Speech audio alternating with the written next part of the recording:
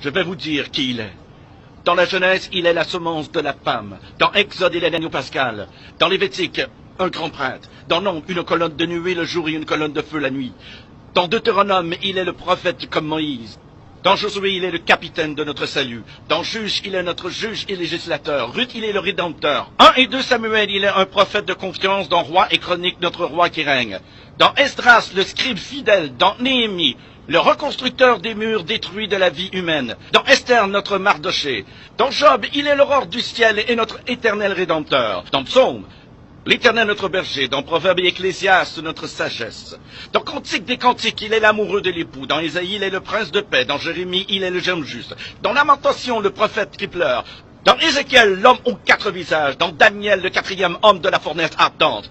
Dans Osée, il est le mari fidèle pour toujours marié au rétrograde. Dans Joël, celui qui baptise du Saint-Esprit et de feu. Dans Amos, le porteur de fardeau. Dans Abdias, puissant sauveur. Dans Jonas, notre grand missionnaire. Dans Michée, le messager au beau pied. Dans Nahum, le vengeur des élus de Dieu. Dans Habacuc, l'évangéliste de Dieu criant, accomplis ton œuvre dans le cours des années. Dans Sophonie, le sauveur. Dans Agé, le restaurateur de l'héritage perdu. Dans Zacharie, la fontaine ouverte dans la maison de David pour le péché et l'impureté. Dans Malachie, le soleil de la justice s'élevant avec la guérison sur ses ailes.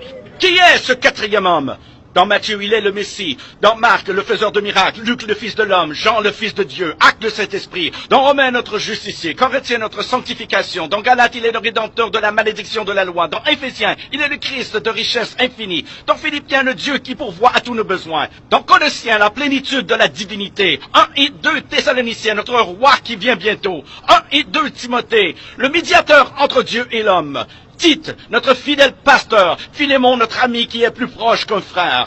Dans Hébreu, le sang de l'alliance éternelle. Dans Jacques, le grand médecin. 1 et 2 Pierre, le grand berger. 1, 2 et 3 Jean, il est amour. Dans Jude, le Seigneur venant avec 10 000 de ses saints. Dans Apocalypse, le roi des rois et le Seigneur des seigneurs.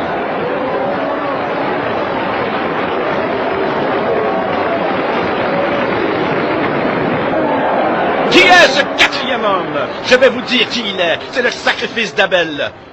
L'arc-en-ciel de Noé, le bélier d'Abraham, le puits d'Isaac, l'échelle de Jacob, les fardeaux d'Ézéchias, le sceptre de Judas, la berge de Moïse, le manteau d'Élie, le bâton d'Élisée, la corne d'huile de Samuel, la fronde de David, la figue hâtive d'Ésaïe, le cadran solaire d'Ézéchias, les mouchoirs et le linge de Paul, le rocher de Pierre, la cité de perles de Jean. Il est un mari pour les veuves, un père pour les orphelins, pour ceux qui voyagent en pleine nuit. Il est